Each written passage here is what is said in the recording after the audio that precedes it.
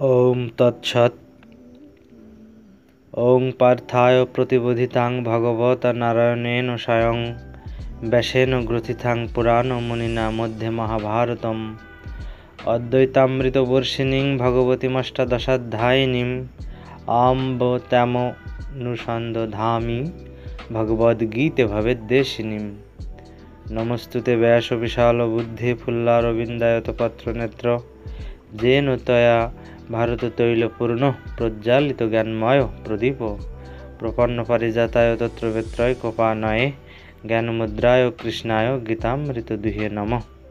सर्वोपनिषदगावदग्ध गोपालनंदन पार्थवत्स सुधीर्भक्ता दुग्धं गीतामृतं महत् वसुदेवसुतं देवं कंसचाणूरमर्दनं देवकी परमानन्दं कृष्णं वन्दे जगद्गुरुम्।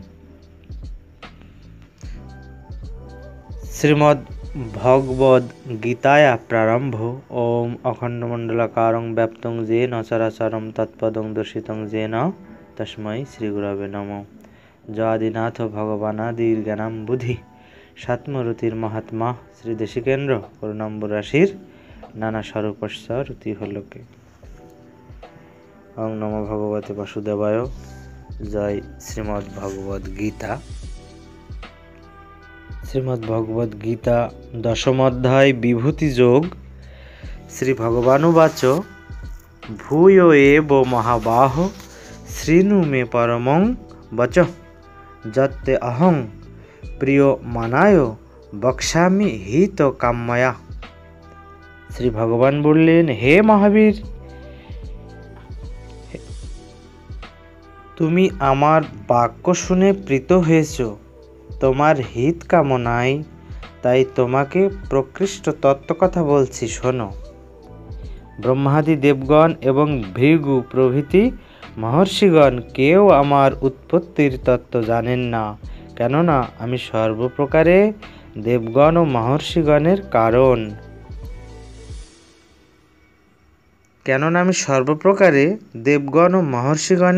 আদি কারণ। যিনি আমাকে আদিহীন, জন্মহীন এবং সর্বলোকের মহেশ্বর বলে জানেন, মনুষ্য মধ্যে তিনিই মোহশূন্য হয়ে সকল প্রকার পাপ থেকে মুক্ত হন। তিনি সকল ভাব বা অবস্থার মূল কারণ। বুদ্ধি, জ্ঞান, কর্তব্য বিষয়ে স্থিরতা, ক্ষমা, সত্য, বাহ্যেন্দ্রিয় এবং অন্তরিন্দ্রিয়ের সংযম, সুখ দুঃখ, জন্ম মৃত্যু, ভয় অভয়, অহিংসা, সমচিত্ততা, সন্তোষ, তপস্যা, দান, কীর্তি ও অকীর্তি প্রাণীগণের এই সকল ভিন্ন ভিন্ন ভাব থেকেই উৎপন্ন হয়। ভৃগু প্রভৃতি সপ্ত মহর্ষি, তাদের পূর্ববর্তী চারজন মহর্ষি সনক, সনন্দ, সনাতন, সনত কুমার অথবা বাসুদেব, শঙ্কর্ষণ, প্রদ্যুম্ন ও অনিরুদ্ধ এবং চতুর্দশ মনু, এরা সকলেই আমার মানসজাত। জগতের সকল প্রজা তাদের থেকে উৎপন্ন হয়েছে। তো চতুর্দশ মনু হচ্ছেন স্বয়ম্ভুব, সারচিস, উত্তম, তামস, রৈবত, চাক্ষুষ, বৈবস্বত, সাবর্ণী, দক্ষ সাবর্ণী, ব্রহ্ম সাবর্ণী, ধর্ম সাবর্ণী, রুদ্র সাবর্ণী, দেব সাবর্ণী এবং ইন্দ্র সাবর্ণী। যিনি আমার এই বিভূতি ও যোগের ঐশ্বর্য যথার্থ রূপে জানেন, তিনি অবিচলিত সম্যক দর্শন লাভ করেন, এতে কোনো সন্দেহ নেই। আমি নিখিল জগতের উৎপত্তির কারণ, আমা থেকেই জগতের সব কিছুই কর্মে প্রবর্তিত হচ্ছে, এই তত্ত্ব জেনে জ্ঞানীগণ ভাবে আবিষ্ট হয়ে আমার ভজনা করেন।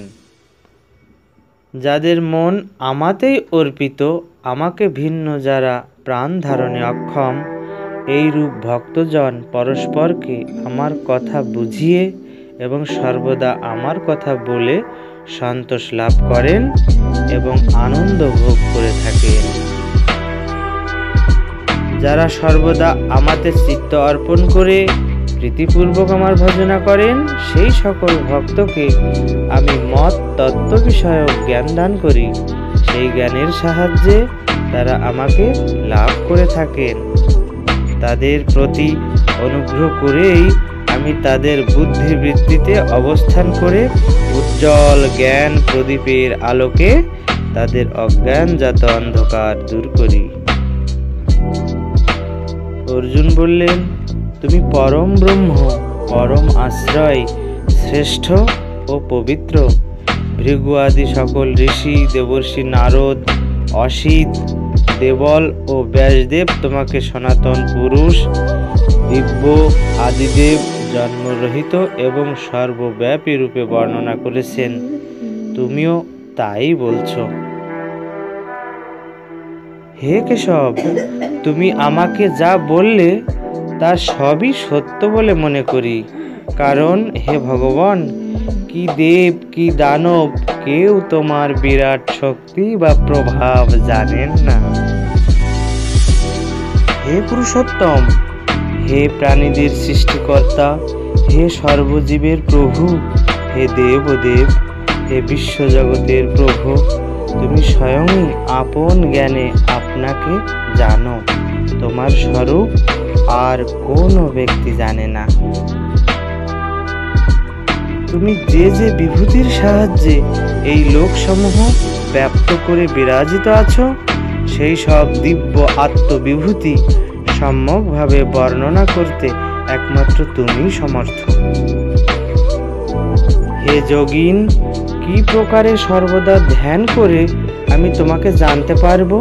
হে ভগবান, কোন কোন বস্তুতে আমি তোমার চিন্তা করব? হে জনার্দন, তোমার সর্বজ্ঞত্ব প্রভৃতি ঐশ্বর্য এবং যে যে বস্তু অবলম্বন করে তোমাকে ধ্যান করা যায়, সেই সেই বস্তু আমাকে আবার বিস্তৃতভাবে বলো। তোমার অমৃতময় কথামৃত পান করে আমার তৃপ্তি হচ্ছে না, আমি আরও শুনতে চাই। বিভূতি বর্ণনাত্মক কয়েকটি শ্লোক। শ্রী ভগবান উবাচ, হে কুরুশ্রেষ্ঠ, আমার দিব্য বিভূতিগুলোর মধ্যে যা যা প্রধান তাই তোমাকে বলছি। আমার সুপ্রচুর বিভূতির শেষ নেই। হে জিতনিদ্র অর্জুন, আমি সর্বপ্রাণীর হৃদয়ে অবস্থিত চৈতন্যময় আত্মা এবং আমি প্রাণীগণের উৎপত্তি, স্থিতি এবং সংহার স্বরূপ। দ্বাদশ আদিত্যের মধ্যে আমি বিষ্ণু নামক আদিত্য, জ্যোতিষ্কগণের মধ্যে আমি উজ্জ্বল সূর্য, ৪৯ বায়ুর মধ্যে আমি মরীচি এবং আমি নক্ষত্রগণের মধ্যে চন্দ্র। তো দ্বাদশ আদিত্য কে কে? একজন হচ্ছেন ধাতা, অন্যজন মিত্র, এভাবে অর্যমা, রুদ্র, বরুণ, সূর্যভগ, বিবস্বান, পুষ্যা, সবিতা, ত্বষ্টা ও বিষ্ণু। এই হচ্ছে দ্বাদশ আদিত্য। মরুদ্গণ আবহ, প্রবহ, বিবহ, পরাবহ, উদ্বহ, সংবহ, পরিবহ। ঋগ্বেদে মরুদ্গণের সংখ্যা ৭, পুরাণে ৪৯। মরুতাং সপ্ত সপ্ত কানাং ৪৯ মধ্যে মরীচির্নাম মাহম মধুসূদন। তো যাই হোক, ৪ বেদের মধ্যে গানের মধুরতার জন্য অত্যন্ত মনোরম তার নাম হচ্ছে বেদ। তা সেই ৪ বেদের মধ্যে আমি সামবেদ, দেবগণের মধ্যে আমি সকল দেবতার অধিপতি ইন্দ্র, ইন্দ্রিয় সকলের মধ্যে আমি ইন্দ্রিয় প্রবর্তক মন, প্রাণীগণের মধ্যে আমি চেতনা, অর্থাৎ যাতে চৈতন্য অভিব্যক্ত হয়, আমি সেই বুদ্ধিবৃত্তি। আমি একাদশ রুদ্রের মধ্যে শঙ্কর, যক্ষ ও রাক্ষসগণের মধ্যে আমি কুবের, অষ্টবসুর মধ্যে আমি অগ্নি এবং উচ্চ শৃঙ্গযুক্ত পর্বতের মধ্যে আমি সুমেরু। তো এখানে জেনে নেওয়া ভালো একাদশ রুদ্র কে কে হন। অজ, একপাদ, অহিব্রধ্ন, পিনাকি, অপরাজিত, ত্রম্বক, মহেশ্বর, বৃষাকপি, শম্ভু, হরণ ও ঈশ্বর মহাভারত। এই 11 জন হলেন একাদশ রুদ্র। অষ্টবসু কে কে হন। আপ, ধ্রুব, সোম, ধর, অনিল, অনল, প্রত্যুষ ও প্রভাস। এই বহ্নি পুরাণে এভাবে উল্লিখিত হয়েছেন একাদশ অষ্টবসু কে কে হন। এই 8 জন বসু। শ্লোক সংখ্যা 24-এ প্রভু বলছেন, হে অর্জুন, আমাকে পুরোহিতগণের মধ্যে প্রধান বৃহস্পতি বলে জানবে। সেনাপতিগণের মধ্যে আমি দেব সেনাপতি কার্তিকেয় এবং জলাশয় সমূহের মধ্যে আমি সাগর। মহর্ষিগণের মধ্যে আমি ভৃগু, শব্দ সমূহের মধ্যে আমি একাক্ষর ওঙ্কার, যজ্ঞ সমূহের মধ্যে আমি নাম জপ রূপ যজ্ঞ, আর স্থিতিশীল পদার্থের মধ্যে আমি হিমালয়। সমস্ত বৃক্ষ ও বনস্পতির মধ্যে আমি অশ্বত্থ। দেবতাদের মধ্যে যারা মন্ত্রদর্শী হয়ে ঋষিত্ব লাভ করেছেন তারা দেবর্ষি। এই দেবর্ষিদের মধ্যে আমি নারদ অর্থাৎ গানধর্মী। দেব গায়কদের মধ্যে আমি চিত্ররথ এবং সিদ্ধদের মধ্যে অর্থাৎ ইহ জন্মের চেষ্টা ছাড়া জন্ম থেকেই জ্ঞান বৈরাগ্য ও ঐশ্বর্য লাভ করে যারা পরমার্থের অধিকারী হয়েছেন তাদের মধ্যে আমি কপিল মুনি। এই কপিল মুনি হচ্ছেন সাংখ্য দর্শনের রচয়িতা। অর্থাৎ সিদ্ধগণ বা সিদ্ধদের কথা বলা হচ্ছে, তা সেই সিদ্ধরা কারা? সিদ্ধরা হচ্ছেন তারাই যাহারা ইহজন্মের চেষ্টা ছাড়া জন্ম থেকেই জ্ঞান বৈরাগ্য ও ঐশ্বর্য লাভ করিয়া যাহারা পরমার্থের অধিকারী হইয়াছেন তাহাদেরকেই বলা হয় সিদ্ধ। সেই সিদ্ধদের মধ্যে অর্থাৎ ভগবান শ্রীকৃষ্ণ বলছেন তাদের মধ্যে আমি কপিল মুনি।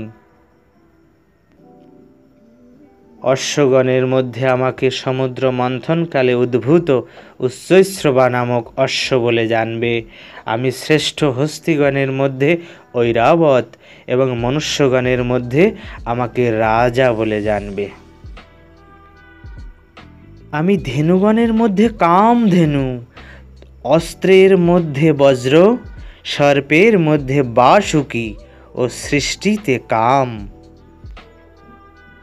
আমি নাগগণের মধ্যে নাগরাজ অনন্ত, জলচরগণের মধ্যে রাজা বরুণ, পিতৃগণের মধ্যে সর্বশ্রেষ্ঠ অর্যমা এবং সংযতকারকদের মধ্যে যম। দৈত্যগণের মধ্যে আমি প্রহ্লাদ, গ্রাসকারীদের মধ্যে কাল, পশুগণের মধ্যে সিংহ এবং পক্ষীগণের মধ্যে আমি বিনতানন্দন গরুড়। বেগবানদের মধ্যে আমি বায়ু, শস্ত্রধারীদের মধ্যে আমি রাম, মৎস্যগণের মধ্যে আমি মকর এবং নদী সমূহের মধ্যে আমি জাহ্নবী। হে অর্জুন, আমি সৃষ্ট বস্তু সকলের উৎপত্তি, স্থিতি ও সংহারকর্তা। বিদ্যাসমূহের মধ্যে আমি মোক্ষপ্রদ আত্মবিদ্যা এবং তার্কিক জ্ঞানের বাদ, জল্প ও বিতণ্ডার মধ্যে আমি বাদ। আমি অক্ষর সমূহের মধ্যে অকার, সমাস সকলের মধ্যে আমি উভয় পদ প্রধান দ্বন্দ্ব সমাস। আমি অক্ষয় কাল, আমি বিশ্বত মুখ বিধাতা। যারা সংহারকারী তাদের মধ্যে আমি সর্বসংহারকারী মৃত্যু। আর ভাবি যে কল্যাণ তাদের মধ্যে যেটি উৎকৃষ্ট আমি তাই। স্ত্রীগণের মধ্যে আমি কীর্তি, শ্রী, বাক, স্মৃতি, মেধা, ধৃতি ও ক্ষমা। শব্দটিকায় এখানে উদ্ভব শব্দের অর্থ এবং সমস্ত শব্দের অর্থ এখানে বলা হচ্ছে। উদ্ভব শব্দের অর্থ উৎকর্ষ মধুসূদনে, অভ্যুদয় শ্রীধর স্বামী। উদ্ভব বলতে অভ্যুদয় বুঝিয়েছেন শ্রীধর স্বামী। আচ্ছা, ভাবিকালের প্রাণীগণের উদ্ভব বা অভ্যুদয়। শ্রী, শ্রী শব্দের অর্থ ধর্মের জন্য যে কাম ও সম্পত্তি, অর্থাৎ ধর্মার্থ অথবা শরীরের শোভা বা কান্তিকে বলা হয় শ্রী, কাম সম্পদ। বাক শব্দের অর্থ সরস্বতী, সমস্ত অর্থের বা প্রকাশিকা, সেই সংস্কৃত বাণীকে বলা হয় বাক, বাক সরস্বতী, সর্বস্বার্থস্য প্রকাশিকা সংস্কৃত বাণী। স্মৃতি দন্তস্বয় ম ঋকার তয় রস্যিকার বিসর্গ। এর অর্থ বহু পূর্বে যে বিষয় অনুভব করা হয়েছিল তা স্মরণ করার যে শক্তি তার নাম স্মৃতি। আর মেধা, মেধা হচ্ছে বহু গ্রন্থের অর্থ ধারণ করার যে শক্তি তার নাম মেধা। এবার ধৃতিতে আসলাম। ধৃতি শব্দের অর্থ অবসন্নতার মধ্যেও দেহ ও ইন্দ্রিয়কে সতেজ রাখার যে শক্তি তাকে বলা হয় ধৃতি। ক্ষমা, ক্ষমা হচ্ছে হর্ষ এবং বিষাদেও চিত্ত বিকৃত না হওয়ার নাম ক্ষমা। শ্লোক 35-এ আমি সাম সমূহের মধ্যে মোক্ষ প্রতিপাদক বৃহৎ সাম, ছন্দ বিশিষ্ট ঋক সমূহের মধ্যে গায়ত্রী মন্ত্র, দ্বাদশ মাসের মধ্যে অগ্রহায়ণ এবং 6 ঋতুর মধ্যে বসন্ত। মার্গ শীর্ষ বলতে এখানে অগ্রহায়ণকে বোঝানো হয়েছে। প্রাচীনকালে অগ্রহায়ণ থেকেই বৎসর গণনা শুরু হতো, তাই মার্গ শীর্ষের প্রাধান্য। কুসুমাকর অর্থাৎ বসন্ত কেবল পুষ্প সম্ভারের জন্য বসন্তের শ্রেষ্ঠত্ব নয়, অন্য কারণও আছে। বসন্তে ব্রাহ্মণ মুপনয়িত, অর্থাৎ বসন্ত ঋতুতে ব্রাহ্মণ বালকের উপনয়ন সংস্কার করবে। বসন্তে ব্রাহ্মণ অগ্নিন আধিত, ব্রাহ্মণ বসন্তে অগ্নি আধান করবেন। বসন্তে বসন্তে জ্যোতিষা যজেত, প্রত্যেক বসন্তে জ্যোতি নামক যজ্ঞ করবে। তদ্বৈ বসন্ত এবারও ভেত, বসন্ত ঋতুতেই তা আরম্ভ করবে। বসন্ত বই ব্রাহ্মণস্বর্তু, অর্থাৎ বসন্তই ব্রাহ্মণের পক্ষে প্রশস্ত ঋতু। এভাবে বারবার শাস্ত্রে উল্লেখ থাকায় বসন্তেরই প্রাধান্য প্রতিষ্ঠিত। শ্লোক 36-এ ভগবান বলছেন, আমি ছলনাকারীদের মধ্যে অক্ষ ক্রীড়ারূপ ছল, তেজস্বীগণের তেজ, বিজয়ীগণের বিজয়, উদ্যমকারীগণের অধ্যাবসায় এবং সাত্ত্বিক ব্যক্তিগণের সত্ত্বগুণ। যদুবংশীয়গণের মধ্যে আমি বাসুদেবের পুত্ররূপে যিনি প্রসিদ্ধ সেই শ্রীকৃষ্ণ, বসুদেবের পুত্ররূপে যিনি প্রসিদ্ধ সেই শ্রীকৃষ্ণ, পাণ্ডবদের মধ্যে আমি অর্জুন। সুতরাং হে অর্জুন, তুমিও আমার বিভূতি। যারা আত্মতত্ত্ব মননশীল অর্থাৎ মুনি, তাদের মধ্যে আমি বেদব্যাস। যারা সূক্ষ্মদর্শী, তাদের মধ্যে আমি কবি নামে প্রসিদ্ধ উশনা অর্থাৎ দৈত্যগুরু শুক্রাচার্য। শব্দটিকায় জ ফলা আকার দন্তস্ব ব্যাস, এই ব্যাস বলা হচ্ছে কাকে? তিনি বেদের মন্ত্রসমূহকে বিভাগ করেন বলে বেদব্যাস অর্থাৎ মহর্ষি কৃষ্ণদ্বৈপায়ন বেদব্যাসকে বলা হচ্ছে। তিনি মহাভারত, ভাগবত ও পুরাণ সমূহের রচয়িতা এই শ্রীকৃষ্ণদ্বৈপায়ন বেদব্যাস। আমি শাসকগণের দণ্ড, জিগীষুগণের জয়লাভের নীতি, গোপনীয় বিষয়ে বাক সংযমাত্মক মৌনতা এবং জ্ঞানীগণের জ্ঞান। নীতি কি? শব্দটিকায় নীতি সম্বন্ধে বলা হচ্ছে রাজনীতি, সাম, দান, ভেদ আর দণ্ড, এই চারটি নীতির উপর প্রতিষ্ঠিত। হে অর্জুন, সমস্ত বীজের মূল কারণ আমি। স্থাবর হোক, জঙ্গম হোক, এমন কোনো বস্তু নেই যা আমাকে বাদ দিয়ে সত্তাবান হতে পারে। ভগবান বলছেন, স্থাবর হোক বা জঙ্গম হোক, এমন কোনো বস্তু নেই যা আমাকে বাদ দিয়ে সত্তাবান হতে পারে। হে অর্জুন, আমার দিব্য বিভূতির অন্ত নেই। আমি সংক্ষেপে অসংখ্য বিভূতি বর্ণনা করলাম।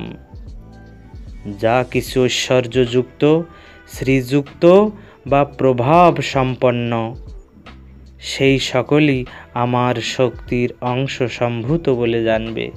ভগবান বলছেন, এই চরাচরে সমস্ত ব্রহ্মাণ্ডে যা কিছু ঐশ্বর্যযুক্ত, শ্রীযুক্তা বা প্রভাব সম্পন্ন, সেই সকলই আমার শক্তির অংশ সম্ভূত বলে জানবে।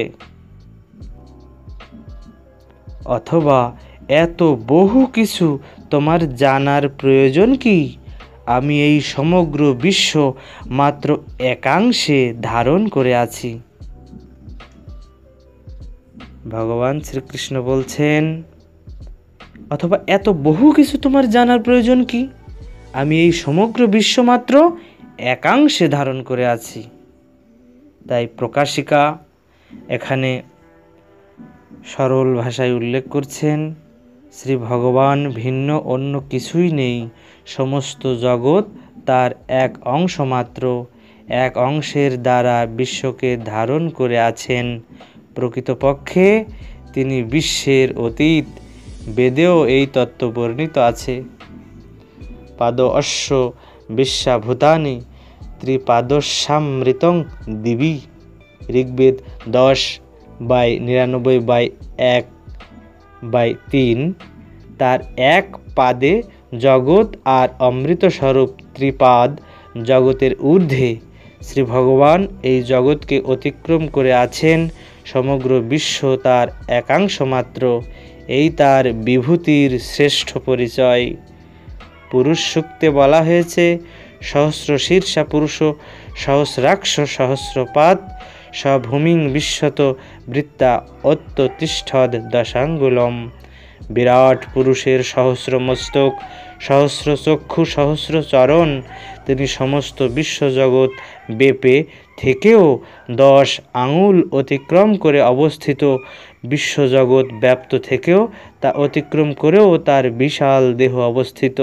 তিনি অনন্ত, অপরিমিত, অপরিমেয়।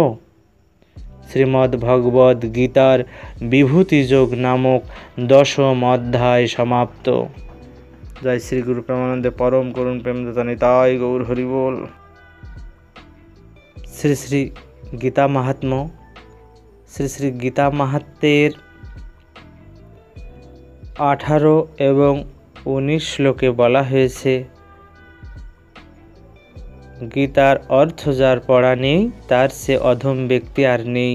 যে জ্ঞান গীতার দ্বারা গীত অর্থাৎ স্বীকৃত নয় তা আসরিক, তা নিষ্ফল, ধর্মশূন্য এবং বেদ ও বেদান্ত দ্বারা নিন্দিত। অতএব ধর্মময়ী গীতা সর্বপ্রকার জ্ঞানের পরিচালিকা, সর্বশাস্ত্রের সারস্বরূপা, পবিত্রতা এবং অতুলনীয়। যিনি বিষ্ণুর উৎসব দিবসে এবং একাদশীতে গীতা পাঠ করেন তিনি নিদ্রায়, জাগরণে, চলমান অবস্থায় বা অবস্থিত অবস্থায় শত্রুদের দ্বারা পীড়িত হন না। শালগ্রাম শিলার নিকটে দেব মন্দিরে, শিব মন্দিরে, তীর্থস্থলে অথবা নদী তীরে যিনি গীতা পাঠ করেন তিনি নিশ্চয়ই সৌভাগ্য লাভ করেন। দেবকীর পুত্র শ্রীকৃষ্ণ যেরূপ গীতা পাঠের দ্বারা পরিতুষ্ট হন, বেদসমূহ পাঠ, দান, যজ্ঞ, তীর্থে গমন বা ব্রত প্রভৃতির দ্বারা সেরূপ পরিতুষ্ট হন না। জগস্থানে, সিদ্ধপীঠে, শিলাময় দেবমূর্তির সম্মুখে, সজ্জনদের সভায়, যজ্ঞ এবং নারায়ণ ভক্তের সম্মুখে গীতা পাঠ করতে করতে পরম সিদ্ধি লাভ করা যায়।